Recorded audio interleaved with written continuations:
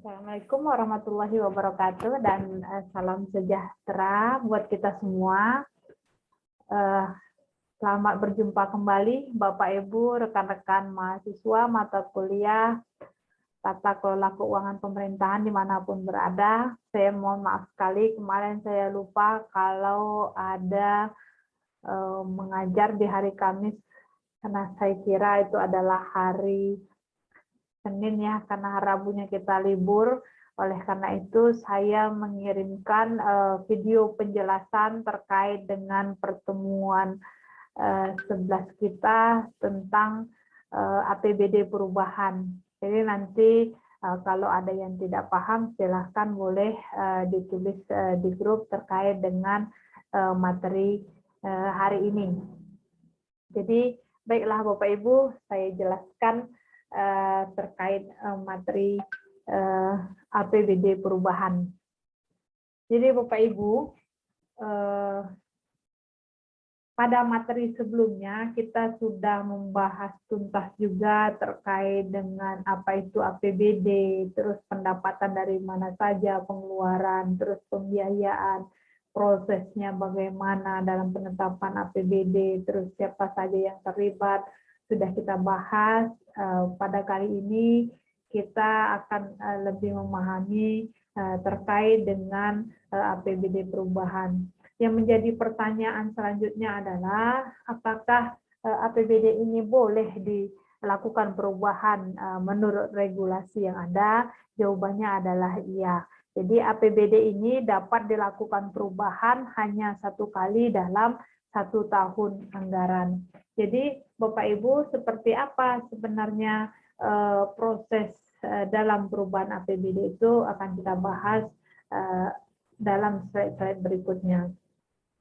Oke, Bapak Ibu, ini slide kedua kita, di mana dapat kita lihat bahwasannya perubahan APBD itu dapat dilakukan setelah adanya laporan realisasi semester pertama tentang anggaran pendapatan belanja daerah. Jadi laporan realisasi yang disusun oleh pemerintah daerah ini juga nanti dibundel dengan prognosis untuk 6 bulan berikutnya.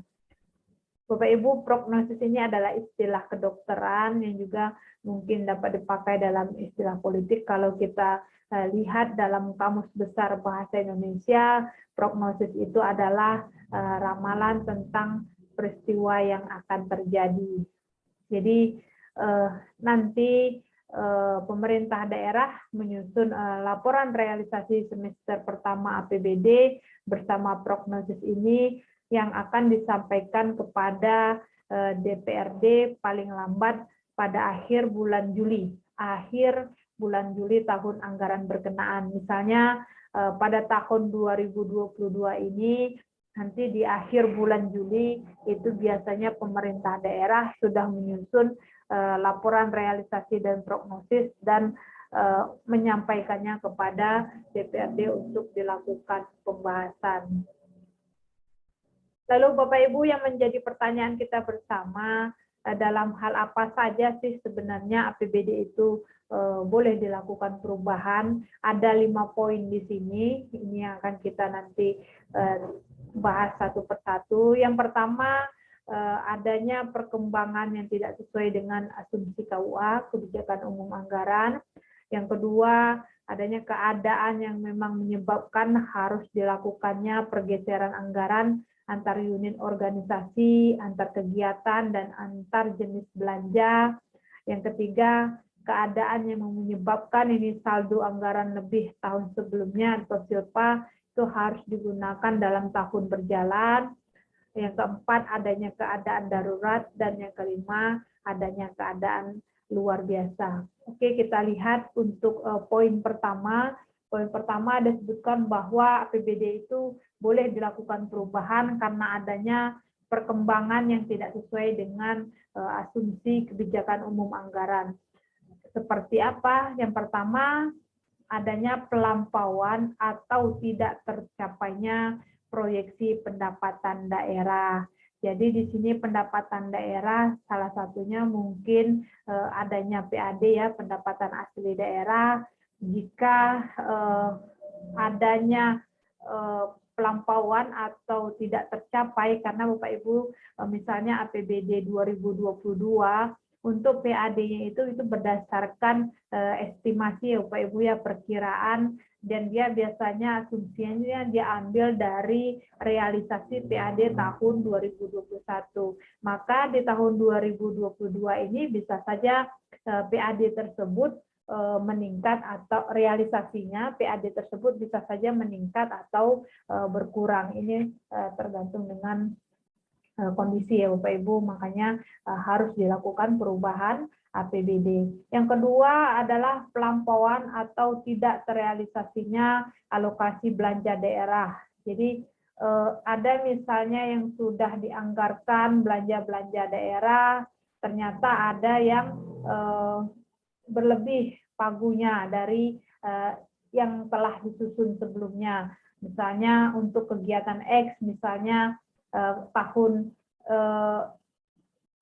pada tahun disahkannya APBD misalnya ada 150 juta dan ternyata setelah akan direalisasikan ada peningkatan misalnya semen naik, terus kegiatan pembangunan itu besi naik, maka ada pelampauan pagu. Kalau dianggarkan 150, ternyata dengan 150 juta itu tidak cukup, dia harus misalnya akan menghabiskan anggaran 175 juta, makanya harus dianggarkan kembali melalui perubahan APBD, atau memang tidak terrealisasinya alokasi belanja daerah, atau memang ada kegiatan yang ternyata tidak bisa direalisasikan, maka dan harus ada kegiatan baru, makanya ini juga harus dilakukan perubahan APBD. Poin yang ketiga adalah adanya perubahan sumber dan penggunaan pembiayaan daerah. Jadi bisa saja sumber pembiayaan ini ada menambah, karena sumber pembiayaan ini bisa berasal dari apa ya Bapak Ibu ya, pembiayaan ini bisa dari bunga bank, bukan dari bunga bank, dari silpa atau yang lainnya. Terus ada misalnya penggunaan pembiayaan, misalnya terus ada ini harus adanya investasi atau penanaman modal ke badan usaha milik daerah.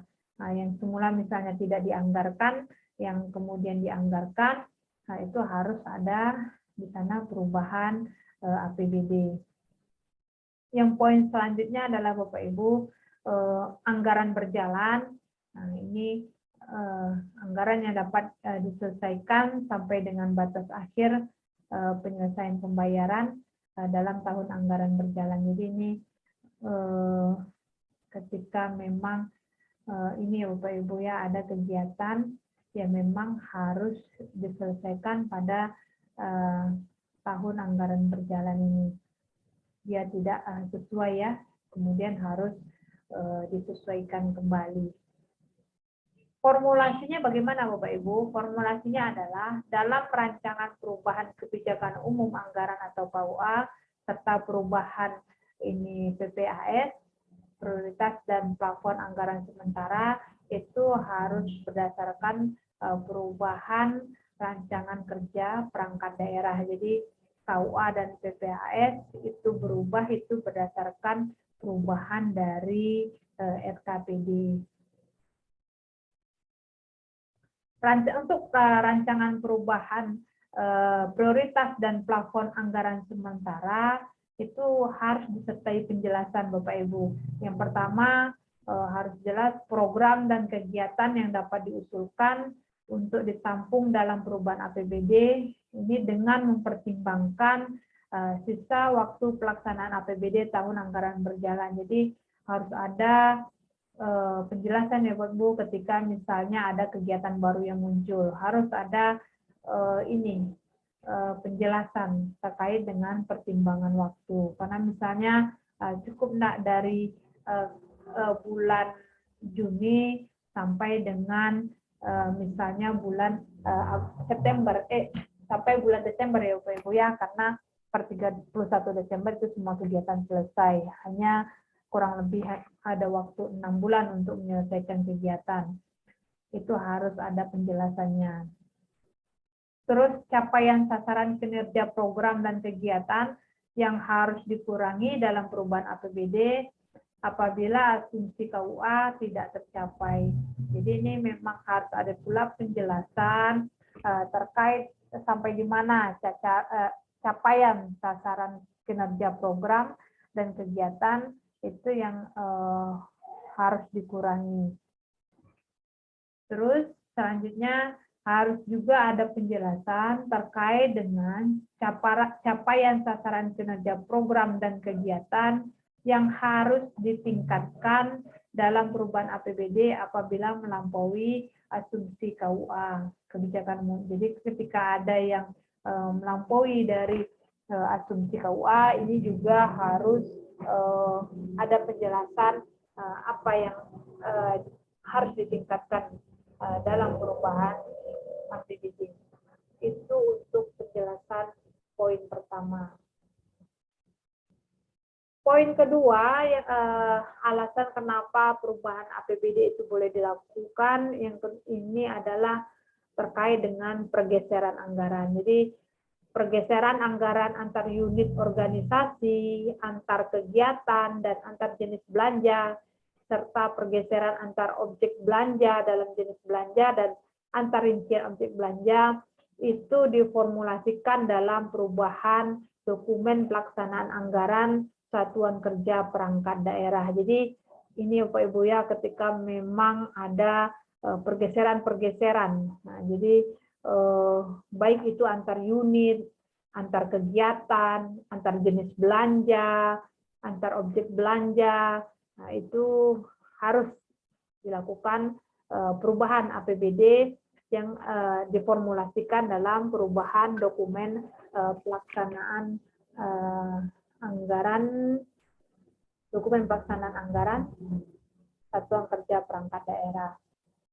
Yang kedua, adanya pergeseran anggaran antar unit organisasi, antar kegiatan, dan antar jenis belanja itu dilakukan melalui perubahan peraturan daerah tentang APBD. Jadi memang ini APBD sebelumnya yang sudah disahkan itu ada peraturan daerahnya. Jadi kemarin namanya mungkin bahasanya rancangan APBD, setelah kemudian disahkan dikeluarkannya perda tentang APBD itu legal. Maka nanti ketika melakukan perubahan APBD juga harus dilegalisasikan dengan melakukan perubahan peraturan daerah tentang APBD.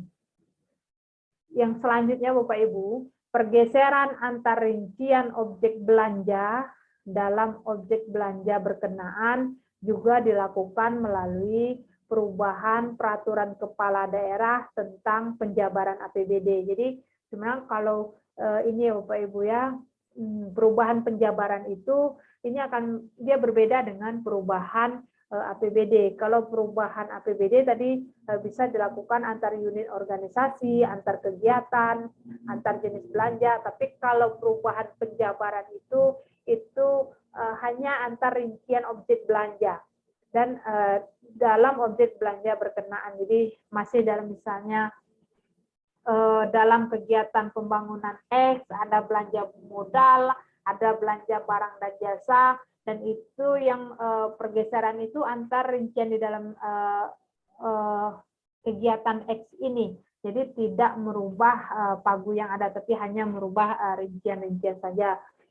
Misalnya dari belanja barang dan jasa ada yang berkurang terus ditambahkan ke belanja modal. Jadi masih dalam rincian objek belanja yang sama itu. Ini untuk pergeseran anggaran.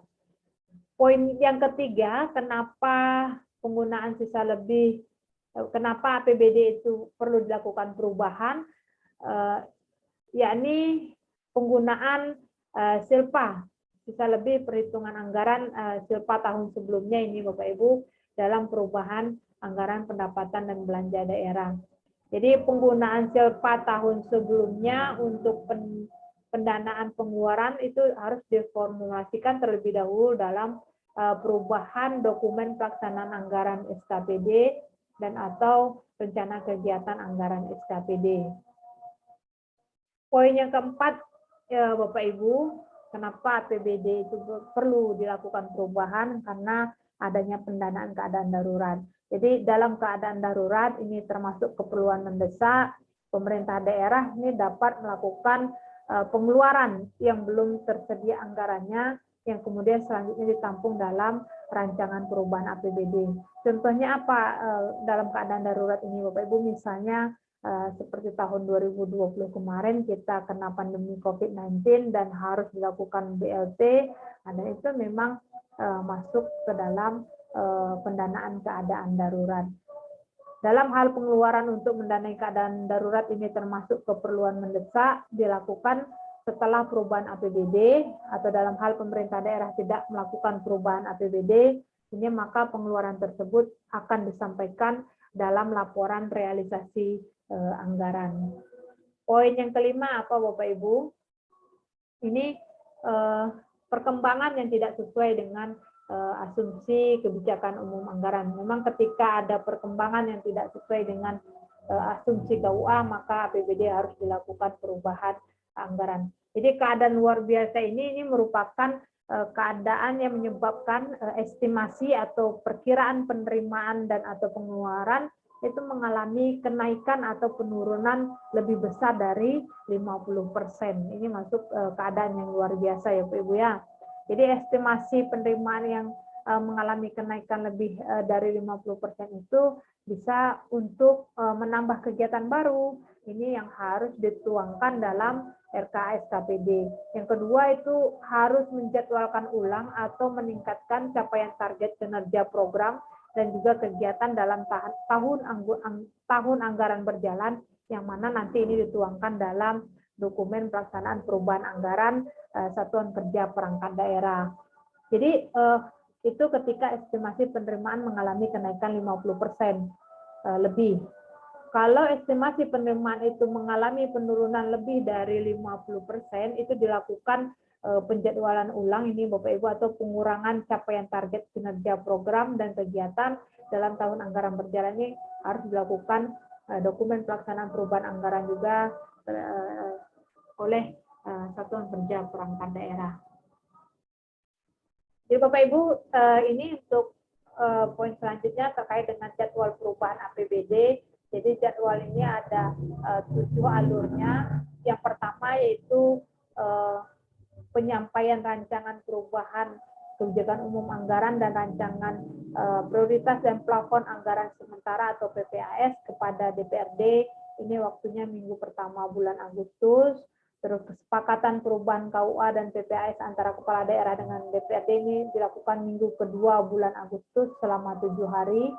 Terus nanti akhirnya muncul pedoman penyusunan RKA SKPD perubahan APBD. Terus nanti alurnya adalah adanya penyampaian dan perda perubahan APBD beserta lampiran kepada DPRD ini dilakukan minggu kedua bulan September. Lalu nanti ada persetujuan DPRD terhadap ranperda perubahan APBD ini 3 bulan sebelum tahun anggaran berakhir. Ini akhir bulan September. Terus penyampaian kepada Menteri Dalam Negeri atau Gubernur untuk dievaluasi ini 3 hari kerja, dan nanti lahirlah keputusan Menteri Dalam Negeri atau Gubernur tentang hasil evaluasi ini 15 hari kerja. Demikian Bapak Ibu untuk materi tentang perubahan APBD yang dapat saya sampaikan. Ini ada tugas mohon untuk dikerjakan. Tugas terkait buatlah diagram terkait dengan tahapan perubahan APBD.